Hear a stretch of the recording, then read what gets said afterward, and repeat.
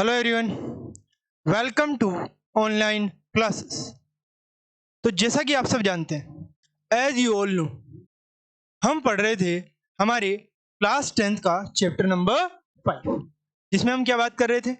हम बात कर रहे थे कि किस तरह से जो प्रिंट मीडिया है वो इवॉल्व हुआ। हमने सारी बात करी कि किस तरह से प्रिंट जो है चाइना में आई, फिर उसके बाद जो है जापान में गई, फिर उसके बाद चाइना में जो है इटली से एक पर्सन आया मैक्रो नाम का, और उसने क्या किया, वहां पे जो वुडलॉक टेक्नोलॉजी है प्रिंटिंग की वो सीख ली, हैंड राइटिंग हैंड प्रिंटिंग वाली, और फिर वो इटली में आ गया दोबारा वहां से सीख कर। तो फिर वहां पे हैंड राइटिंग वगैरह हैंड प्रिंटिंग वगैरह होने लग गई इटली में। तो वहां पे रोम में कई सारी हैंड प्रिंटिंग होने लगी, मगर वो अभी भी एलाइट लोगों के लिए ही थी। फिर जर्मनी में एक थे गुटेनबर्ग, उन्होंने क्या किया, एक प्रिंटिंग प्रेस बना दी, और उस वजह से एक प्रिंटिंग में एक महारत हासिल होने लगी। और उसके बाद जो है प्रिंटिंग इतनी होने लगी कि बुक्स जो है एक रीडिंग कल्चर बन गया लोगों का। ये हमने बात कर ली थी। और आज हम क्या बात करेंगे, आज हम बात करेंगे 19वीं सेंचुरी के बारे में। अभी तक हमने 18वीं सेंचुरी में जो भी हुआ वो देख लिया, मिड 18वीं सेंचुरी में जो भी होता था वो हम देख चुके। अब हम 19वीं सेंचुरी की बात करेंगे। इसकी बात करेंगे 19वीं सेंचुरी की। तो 19वीं सेंचुरी में so vast leaps in mass literacy in Europe. जैसा मैंने आपको बताया, बुक्स वगैरह आने लग गई थी, लिटरेसी रेट जो है लोगों की बढ़ रही थी, because they are able to read it. क्योंकि जो प्रिंटिंग है वो चीप भी आती थी, तो जो पुअरेस्ट लोग हैं वो भी पढ़ पाते थे। और स्कूल वगैरह में भी ये चीजें आ गई थी क्योंकि बुक्स बहुत सारी अवेलेबल थी, लाइब्रेरी वगैरह आने लग गई थी। अब bringing in large numbers of new readers among children women and workers. तो आप देखेंगे चिल्ड्रन वुमेन वर्कर्स सब जो है रीडिंग कल्चर में आने लग गए थे। कौन? 19वीं सेंचुरी में लिटरेसी लेवल जो है यूरोप में बढ़ रहा था। तो अब हम वही देखेंगे कि भाई चिल्ड्रन वुमेन और वर्कर्स ने किस तरह से जो है रीडर्स बनने में एक बहुत बड़ी अहम भूमिका निभाई, और किस तरह 19वीं सेंचुरी में बहुत ज़्यादा इनमें डेवलपमेंट हुआ एजुकेशन में। So as primary education became compulsory, क्या हुआ कि जो प्राइमरी एजुकेशन है वो कंपलसरी होने लग गई फ्रॉम द लेट 19वीं सेंचुरी। ऐसा होने लग गया था। अब children became an important category of readers. तो जो चिल्ड्रन है वो एक इंपॉर्टेंट कैटेगरी बन गई रीडर्स का, क्योंकि जो एजुकेशन है प्राइमरी एजुकेशन वो चिल्ड्रंस को सिखाई जाएगी। So childrens are able to read it, they are reading it. अब production of school text books became critical for the publishing industry. अब स्कूल टेक्स्ट बुक को प्रिंट करना पब्लिशिंग इंडस्ट्री के लिए एक बहुत बड़ा टास्क आप कह सकते हैं था। तो children's press devoted to literature for children alone. एक चिल्ड्रन का प्रेस जो है वो चिल्ड्रन के लिए सारे के सारे लिटरेचर देगा, और वो सारी चीजें जो है फ्रांस में सेटअप करी गई 1857 में। उस टाइम पे ही आप जानते हैं कि रिवॉल्यूशन भी हुआ था फ्रांस में, फ्रेंच रिवॉल्यूशन 1857 में ही हुआ था वो भी। अब दिस प्रेस जो फ्रांस में आई, children press, publish new works as well as old fairy tales and folk tales. तो old fairy tales, folk tales, stories वगैरह जो है इस तरह की बुक्स जो है चिल्ड्रंस के लिए आने लग गई। अब the Grimm brothers in Germany. तो जर्मनी में जो ग्रीम ब्रदर्स थे उन्होंने क्या किया, spend years compiling traditional folk tales gathered from periods. उन्होंने कई सालों तक जो स्टोरीज हैं किसानों की वो जो है उसका एक कंपाइलेशन रेडी किया, उसमें जो है स्टोरीज को लिखा, उन्होंने प्रिंटिंग करवाई, क्योंकि आप जानते जर्मनी में प्रिंटिंग प्रेस तो आई गई थी। अब what they collected was edited before the stories were published in a collection 1812। तो 1812 में कलेक्शन रेडी होने से पहले बहुत सारी चीजें उसमें ऐड भी करी गई थी पब्लिश होने से पहले, और उसे बेटर वे में किया गया।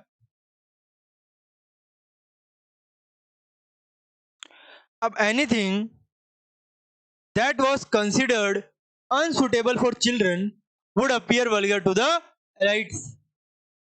कि भाई जो अनसुटेबल है चिल्ड्रन के लिए वो वल्गर है एक तरह से, was not included in the published version। इस वजह से पब्लिश वर्जन में जो है इस तरह की चीजें आना नहीं चाहिए और नहीं आती थी। अब rural folk tales thus acquired a new form, और इस वजह से जो रूरल है वहां पर जो फोक टेल स्टोरीज चल रही थी उन्होंने एक नया रूप धारण कर लिया। In this way printed recorded, print जो होती थी उसे जो है रिकॉर्ड किया जाने लगा। Old tales but also change they, तो जो है ओल्ड टेल्स, जो ओल्ड स्टोरीज है, उन्हें जो है प्रिंट तो किया जाने लगा, मगर साथ ही साथ उन्हें जो है चेंज भी किया जाने लगा बिकॉज ऑफ दिस। अब वुमन बिकेम इंपॉर्टेंट, तो वुमन जो है वो इंपॉर्टेंट होने लग गई। कैसे? As readers as well as writers, क्योंकि वो जो है रीड भी कर सकती थी और राइट भी कर सकती थी। सो पेनी मैगजीन्स, सी फिगर 12, यहाँ पे आप मैगजीन का एक पिक्चर देखेंगे, ये देखिए इस तरह की मैगजीन्स आती थी उस समय, वर स्पेशली मेंट फॉर वुमन, ये जो है स्पेशली वुमन के लिए ही बनाई जाती थी इस तरह की मैगजीन्स। यहाँ पे देखिए क्या बताया हुआ है, front piece of Penny Magazine, Penny Magazine was published between 1832 and 1835 in England by the society of the diffusion of useful, उसके द्वारा जो है ये चीजें बनाई गई। अब it was aimed primarily at the working class, और शुरुआत में जो है ये वर्किंग क्लास के लिए थी।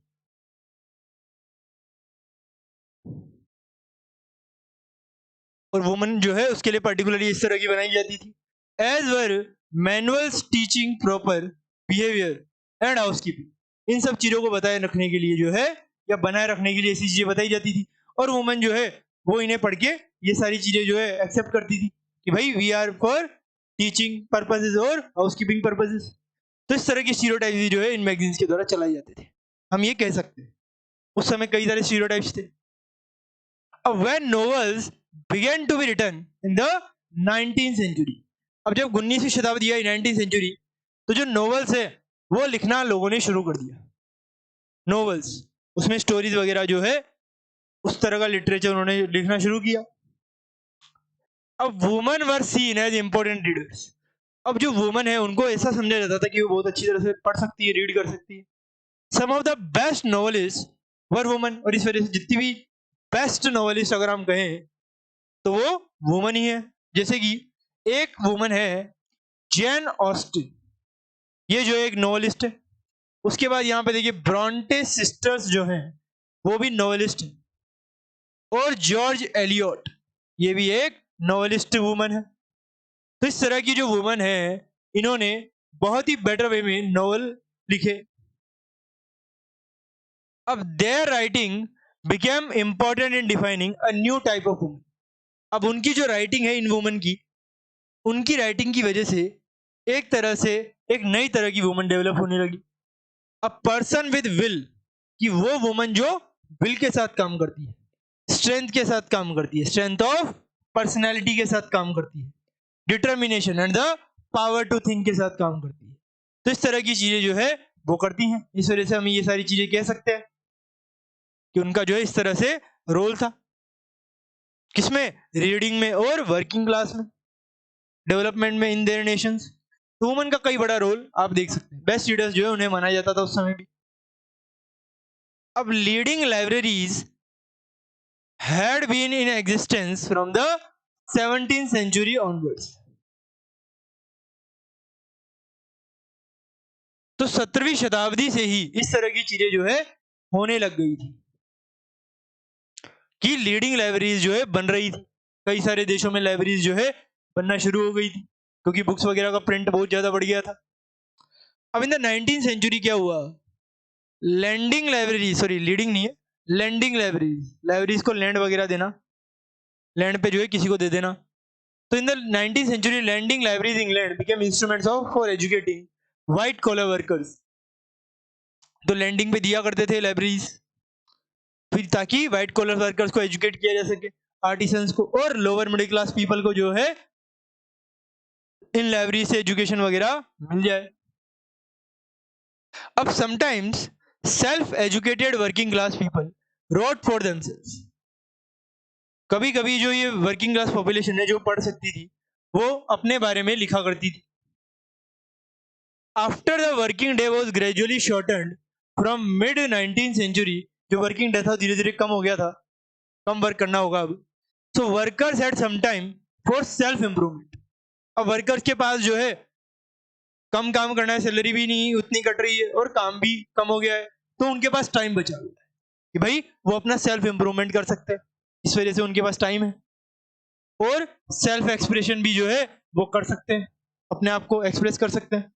सो they wrote political tracts, autobiographies in large numbers, क्योंकि उनके पास बहुत ज्यादा समय था तो उन्हें ऑटोबायोग्राफीज, ट्रैक्ट्स वगैरह जो है कई सारी चीजें लिखने का ट्राई किया और लिखी भी। अब यहाँ पे एक बॉक्स 3 दिया हुआ है, इसमें कुछ चीज बताई गई है, let's see what it is. So Thomas would नाम का एक व्यक्ति था। कौन? Thomas would. यॉर्कशायर मशीन है, मैकेनिक है, सॉरी, ये जो है एक यॉर्कशायर मैकेनिक है। Narrated how he would rent all newspapers, उसने क्या किया, नरेट किया कि भाई किस तरह से रेंट किया जा सकता है, किसको?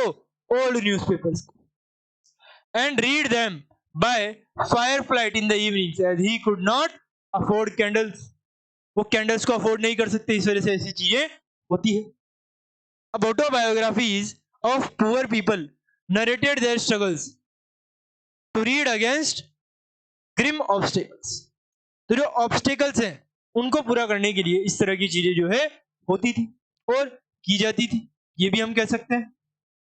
अब the 20th century Russian revolutionary author Maxim Gorky's my childhood and my university provide glimpses of such struggles, इस तरह का जो उसने एक बुक लिखी थी, उसने स्ट्रगल्स वगैरह के बारे में जो है बताया है।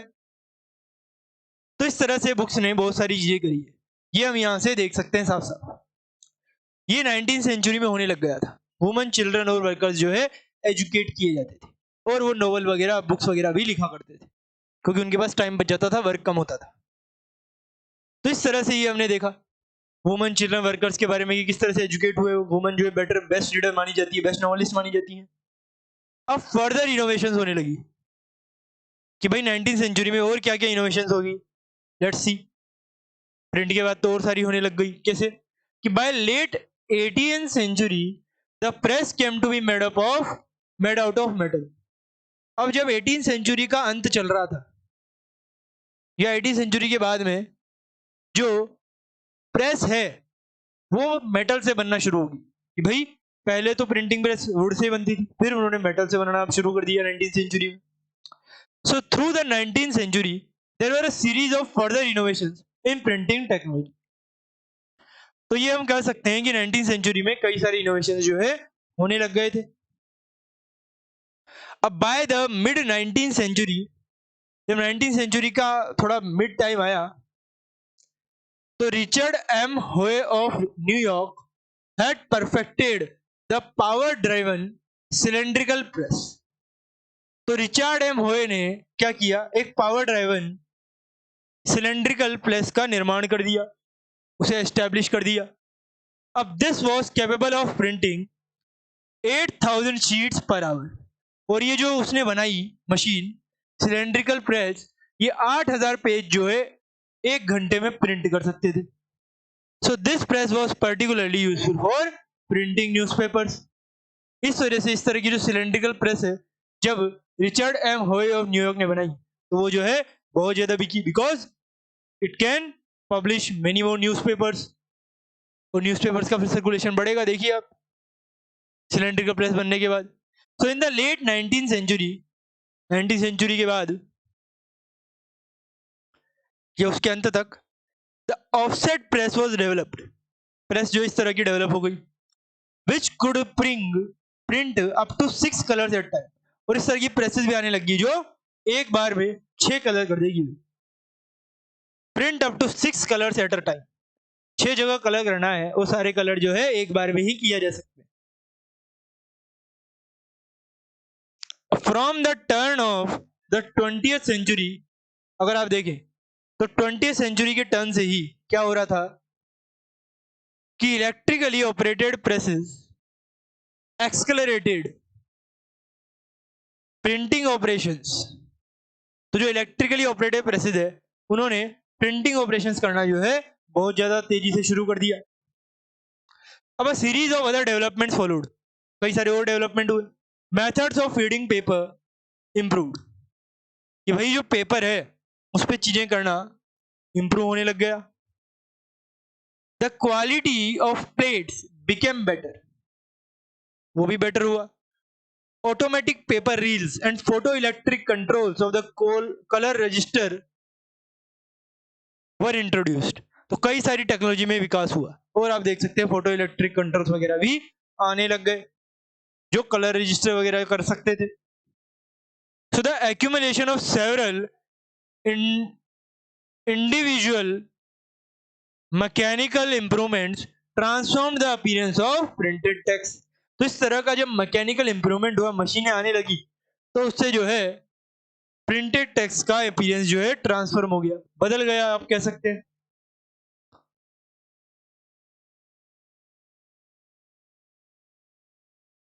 प्रिंटर्स, तो क्या होगा, प्रिंटर्स हो गए, पब्लिशर्स हो गए,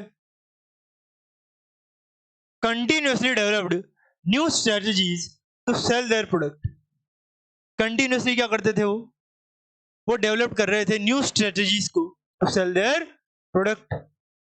अब 19th सेंचुरी जो है पीरियोडिकल्स सीरियलाइज्ड इंपोर्टेंट नॉवेल्स, जो इंपोर्टेंट नॉवेल्स हैं उनको जो है इस तरह से करना शुरू कर दिया उन्होंने। Give birth to a particular way of writing novels, तो उन्होंने जो है एक पर्टिकुलर वे जो है तैयार करना शुरू कर दिया कि भाई किस तरह से जो नॉवेल्स हैं वो राइट किए जाएंगे, ये यहाँ पर जो है बताना शुरू कर दिया गया। अब in the 1920s in England आप देखेंगे कि 1920s में इंग्लैंड में popular works were sold in cheap prices, तो जो पॉपुलर वर्क है वो क्या होने लग गया, सोल्ड किया जाने लगा, बेचा जाने लगा, वो भी चीप प्राइसेस या चीप सीरीज में, कॉल्ड द शिलिंग सीरीज, और जिसे क्या बोला गया भाई, शिलिंग सीरीज बोला गया। ठीक है, तो ये आपको पता होना चाहिए। अब द डस्ट कवर और the book jacket is also 20th century innovation, तो जो डस्ट कवर है और जो बुक का जैकेट आता है ना, वो कवर वाला, वो भी 20th सेंचुरी का इनोवेशन है, पहले नहीं होते थे ऐसे कवर। अब with the onset of the great depression 1930s, आप जानते हैं अमेरिका में 1930s में ग्रेट डिप्रेशन आया था और उसकी वजह से पूरा वर्ल्ड सफर किया था क्योंकि अमेरिका ने बहुत सौ को लोन दिए थे। अब publishers feared a decline in book purchase, तो जब डिप्रेशन आया तो पब्लिशर्स को लगा कि भाई इस वजह से अब बुक्स जो है उनकी परचेज लोग कम कर देंगे, डिक्लाइन कर जाएगी। तो sustain buying they brought out cheap paperback edition, तो उन्होंने क्या करना शुरू किया कि भाई अब हम सस्ते एडिशन जो है बेचना शुरू करेंगे, क्योंकि लोग जो है वैसे ही कम खरीदेंगे तो सस्ती चीजें बेचेंगे, तो सस्ती जो है एडिशन लाना उन्होंने शुरू कर दिया। Look at figure 3, let's look at figure 13, let's see किस तरह का फिगर है भाई। यहाँ देखिए आप सॉरी, ये एक एडवर्टाइजमेंट है at a railway station in England, यहाँ पे देखिए रेलवे स्टेशन है और इंग्लैंड में जो इस तरह के यहाँ पे है। अ लिथोग्राफ बाय एल्फ्रेड कॉनकानेन 1874 में जो है ये बनाया था, देखिए कलर्ड है। अब printed advertisements like this and notices were plastered on street walls, इस तरह के जो नोटिसेस वगैरह है वो स्ट्रीट वॉल्स में जो है लगे होते थे, ये देखिए railway platforms and public buildings में इस तरह की चीजें होती थी, पोस्टर वगैरह इस तरह के लगे होते थे। तो ये हम देख सकते हैं प्रिंटिंग मीडिया में ये सब हो रहा था। ठीक है, अब ग्रेट डिप्रेशन की वजह से थोड़ा बहुत कम हुआ सेल, इस वजह से चीप चीजें आने लग गई। तो हमने यहाँ पे क्या देखा, हमने देखा 19th सेंचुरी में कई तरह की चीजें हुई थी। सबसे पहले तो चिल्ड्रन वुमेन और वर्कर्स एजुकेट होने लगे और फर्दर इनोवेशन जो है होने लगे, मशीनों का कलर वगैरह होने लग गया। और हमने देखा सिलेंड्रिकल प्रेस वगैरह आने से न्यूज़पेपर्स का जो है बहुत ज्यादा प्रिंटिंग आसानी से होने लग गया। अब आ जाते हैं हमारा नेक्स्ट टॉपिक। नेक्स्ट टॉपिक क्या है, India and the world of print. अब हमने वर्ल्ड की तो बात कर ली, अब इंडिया और वर्ल्ड में क्या कनेक्शन है। We are living in India, so we are talking about India here. So India and the world of print, ये आपको यहां पर बात करनी है। So let us see when printing began in India, कि भाई प्रिंटिंग जो है वो इंडिया में कब शुरू हुई, ये हम बात करेंगे। And how ideas and information were written before the age of print. और जो आइडियाज है, जो इंफॉर्मेशन है, वो प्रिंट आने से पहले से ही शुरू हो गए थे। आइडियाज तो आप जानते हैं फ्लोट होते रहते हैं। अब हम बात करेंगे इंडिया की, तो हम मैन्युस्क्रिप्ट्स को तो याद करेंगे कि भाई मैन्युस्क्रिप्ट्स इंडिया की लिटरेचरी पार्ट का एक वर्क है। So manuscripts before the age of print, तो जब प्रिंट नहीं आई थी तब जो है मैन्युस्क्रिप्ट्स आने लग गए थे, लोग जो है मैन्युस्क्रिप्ट से लिखा करते थे। So India had a very rich and old tradition of hand written manuscripts. आप देखेंगे इंडिया में बहुत बड़ा ओल्ड और रिच ट्रेडिशन था मैन्युस्क्रिप्ट हैंड रिटन का, वो भी संस्कृत में, अरेबिक में, पर्शियन में, as well as various vernacular languages में जो है इंडिया में इस तरह की चीजें हुआ करती थी। अब manuscripts were copied on palm leaves. तो जो मैन्युस्क्रिप्ट्स हैं वो क्या होते थे, कॉपी किए जाते थे ऑन पाम लीव्स और ऑन हैंडमेड पेपर जो है इस तरह की चीजें होती थी। अब पेजेस वर समटाइम्स ब्यूटीफुली इलस्ट्रेटेड। तो जो पेजेस होते थे वो कभी कभी ब्यूटीफुली जो है इलस्ट्रेट किए जाते थे। They would be either pressed between wooden covers और स्विन टुगेदर टू इंश्योर प्रिजर्वेशन। अब इस तरह की चीजें होती थी तो उन्हें जो है वुडन कवर वगैरह से रखा जाता था ताकि जो है वो सफिशिएंटली रखे जाए और डिस्ट्रॉय ना हो, प्रिजर्व करके रखा जाए उन मैन्युस्क्रिप्ट्स को जो लिखे गए हैं। अब manuscripts continued to be produced, बहुत ज्यादा प्रोड्यूस होने लगे till well after the introduction of print down to the late 19th century जो है उन्हें दोबारा से प्रिंट किया जाने लगा। मगर right now we are using printing machine. तो उस टाइम पे जो है प्रिंटिंग वगैरह जो है आने लग गई थी, तो उसके बाद मैन्युस्क्रिप्ट जो है उन्हें दोबारा से लिखा गया because they are not clear here, तो उन्हें दोबारा से लिखकर प्रिंट किया गया क्योंकि उस टाइम तक आ गए थे प्रिंटिंग वगैरह। यहाँ पे आप देख रहे हैं ये क्या है, ये फिगर 14 है, pages from Gita Govinda of Jayadeva. ये एक पेज है किसका, गीता गोविंदा ऑफ जयदेवा का। गीता गोविंदा बुक है, जयदेवा की मैन्युस्क्रिप्ट है, 18th सेंचुरी का। This is a palm leaf hand written manuscript in accordion format. देखिए आप, कलरफुल भी है ये।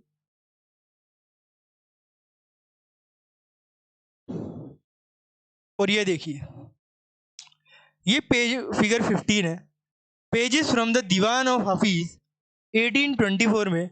जो हाफिज के दीवान है वो इस तरह से जो है चीजें प्रिंट या लिखा करते थे। So Hafiz was a 14th century poet. Hafiz कौन था, हाफिज एक 14th सेंचुरी कौन था, पोइट था। Whose collected works are known as Diwan. और उसके जो कलेक्टेड वर्क्स हैं वो दीवान के रूप में जाने जाते थे। किसके रूप में, दीवान के रूप में जो है जाने जाते थे। अब नोटिस द ब्यूटीफुल कैलीग्राफी। अब यहाँ पर जो है ब्यूटीफुल जो कैलीग्राफी की गई है उसे नोटिस कीजिए किस तरह से। देखिए कितनी ज्यादा कारीगरी यहाँ पर आपको देखने को मिलेगी। कैलीग्राफी का मतलब वही होता है डेकोरेशन।